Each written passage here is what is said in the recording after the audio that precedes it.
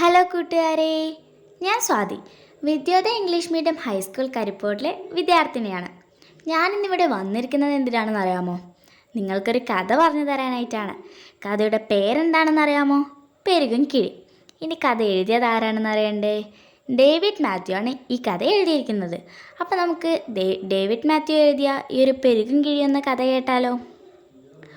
ഉണ്ടനൂരിൽ മഹാ അത്യാഗ്രഹികളായ 2 പേരുണ്ടായിരുന്നു, പൊന്നോരനും കുന്നോരനും. സൂത്രത്തിൽ എങ്ങനെയെങ്കിലും പണമുണ്ടാക്കണം, ഇതായിരുന്നു 2 പേരുടെയും ആഗ്രഹം. അതിനായി അവർ ഒരു വിദ്യയും കണ്ടുപിടിച്ചു. പിറ്റേന്ന് തന്നെ 2 പേരും അടുത്തുള്ള വനത്തിലെത്തി. എന്നിട്ട് വനദേവതയെ പ്രസാദിപ്പിച്ച് വരം വാങ്ങാനായി ഉഗ്രതപസ്സും തുടങ്ങി. വൈകാതെ വനദേവത പ്രത്യക്ഷപ്പെട്ടു. ആദ്യം പൊന്നോരൻ്റെ മുന്നിലാണ് വനദേവത എത്തിയത്. ദേവതയെ കണ്ടതും പൊന്നോരൻ പറഞ്ഞു, ദേവി, ധാരാളം പണം സമ്പാദിക്കാൻ എന്തെങ്കിലും ഒരു വഴി പറഞ്ഞു തരണം. ഇത് കേട്ട് വനദേവത ഒരു പണക്കിഴി പൊന്നോരന് കൊടുത്തിട്ട് പറഞ്ഞു, ഇത് പെരുകും കിഴിയാണ്. അതായത് ഈ കിഴിയിൽ 50 സ്വർണ്ണ നാണയങ്ങളുണ്ട്. ഇത് വീട്ടിൽ ചെന്ന് ഒരു തവണ എണ്ണി നോക്കൂ, അപ്പോൾ ഇരട്ടിച്ച് 100 ആകും. അപ്പോൾ കിഴി നിറയും. പിന്നെ എണ്ണിയാൽ കിഴി പൊട്ടി നാണയങ്ങളെല്ലാം നഷ്ടമാവുകയും ചെയ്യും. അതുകൊണ്ട് ഒറ്റ തവണയെ എണ്ണാവൂ.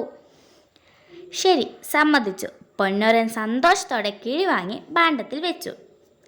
പിന്നീട് കുന്നോരൻ്റെ മുന്നിലാണ് ദേവത പ്രത്യക്ഷപ്പെട്ടത്. കുന്നോരനും പൊന്നോരൻ്റെ ആഗ്രഹം തന്നെ ദേവിയെ അറിയിച്ചു. അപ്പോൾ 100 സ്വർണ്ണ നാണയങ്ങളുള്ള ഒരു കിഴി കുന്നോരന് നൽകിയിട്ട് ദേവത പറഞ്ഞു, ഇത് ചുരുങ്ങും കിഴിയാണ്. അതായത് ഇതിൽ 100 സ്വർണ്ണ നാണയങ്ങളുണ്ട്. പക്ഷേ ഇത് എണ്ണി നോക്കരുത്. എണ്ണിയാൽ എല്ലാ നാണയങ്ങളും നഷ്ടമാകും. അങ്ങനെ ചെയ്യാമെന്നിട്ട് കുന്നോരൻ ആഹ്ലാദത്തോടെ കിഴി വാങ്ങി ഭാണ്ഡത്തിലാക്കി. സ്വർണ്ണക്കിഴി കിട്ടിയ പൊന്നോരനും കുന്നോരനും വീട്ടിലേക്ക് തിരിച്ചു. രാത്രിയായപ്പോൾ വഴിക്കു കണ്ട ഒരു പാറപ്പുറത്ത് അവർ ഉറങ്ങാൻ കിടന്നു. എന്നാൽ അത്യാഗ്രഹിയായ പൊന്നോരന് ഉറക്കം വന്നില്ല. കുന്നോരന് എനിക്ക് കിട്ടിയതിനേക്കാൾ കൂടുതൽ സ്വർണം കിട്ടിക്കാണും. ഏതായാലും അതൊന്ന് തുറന്നു നോക്കിയിട്ട് തന്നെ കാര്യം. പൊന്നോരൻ വേഗം കുന്നോരൻ്റെ ഭാണ്ഡമഴിച്ചു. എനിക്ക് കിട്ടിയതിനേക്കാൾ ഇരട്ടി വലിപ്പമുള്ള കിഴി. ഹമ്പടാ, ഇതിൽ 100 സ്വർണ്ണ നാണയം കാണും. ഇതെണ്ണിയാൽ 200 ആകും. ഏതായാലും ഈ കിഴി കൈക്കലാക്കാം. പകരം എൻ്റെ കിഴി കുന്നോരൻ്റെ ഭാണ്ഡത്തിലും ഇടാം. പൊന്നോരൻ വേഗം കിഴികൾ പരസ്പരം മാറ്റി. പാവം കുന്നോരൻ ഇതൊന്നും അറിഞ്ഞതേയില്ല.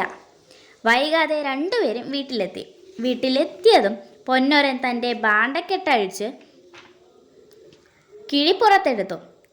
എന്നിട്ട് ഓരോ നാണയവും എടുത്ത് എണ്ണാൻ തുടങ്ങി. 100 എന്ന് എണ്ണിക്കഴിഞ്ഞതും ഷും, കിഴി പെട്ടെന്ന് ചുരുങ്ങി പകുതിയായി. ഇതെന്തു കൂത്ത്? ഇരട്ടിയാകേണ്ട കിഴി പകുതിയായോ? പൊന്നോരന് ദേഷ്യം വന്നു. അയാൾ വീണ്ടും എണ്ണാൻ തുടങ്ങി. 50 എണ്ണിയതും ഷും, കിഴി ശൂന്യമായി. ദേവത കുന്നോരന് കൊടുത്തത് ചുരുങ്ങും കിഴിയാണെന്ന കാര്യമുണ്ടോ പൊന്നോരനറിയുന്നു? ആ കിഴിയിലെ നാണയങ്ങൾ എണ്ണരുതെന്ന് ദേവത കുന്നോരനോട് പറഞ്ഞ കാര്യവും പൊന്നോരനറിഞ്ഞതേയില്ല. ഈ സമയം വീട്ടിലെത്തിയ കുന്നോരൻ എന്തു ചെയ്തെന്നോ? ഭാണ്ഡം തുറന്ന് കിഴി പുറത്തെടുത്തു. ഇതെന്ത്, കിഴി ചെറുതായോ? വനദേവത എന്നെ പറ്റിച്ചതാവും. ഏതായാലും ഇതൊന്ന് എണ്ണി നോക്കുക തന്നെ. പൊന്നോരൻ തൻ്റെ കിഴി മാറ്റിവെച്ച കാര്യം ഒന്നും അറിയാതെ കുന്നോരൻ നാണയം എണ്ണാൻ തുടങ്ങി.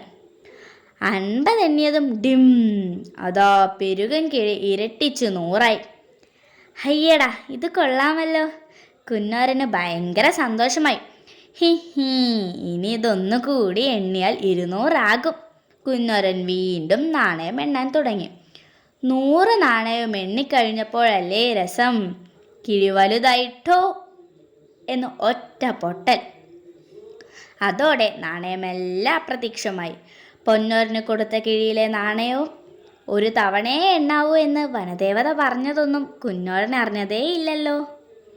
അങ്ങനെ അത്യാഗ്രഹികളായ 2 പേരും കിട്ടിയ പണമെല്ലാം നഷ്ടമാക്കുകയും ചെയ്തു.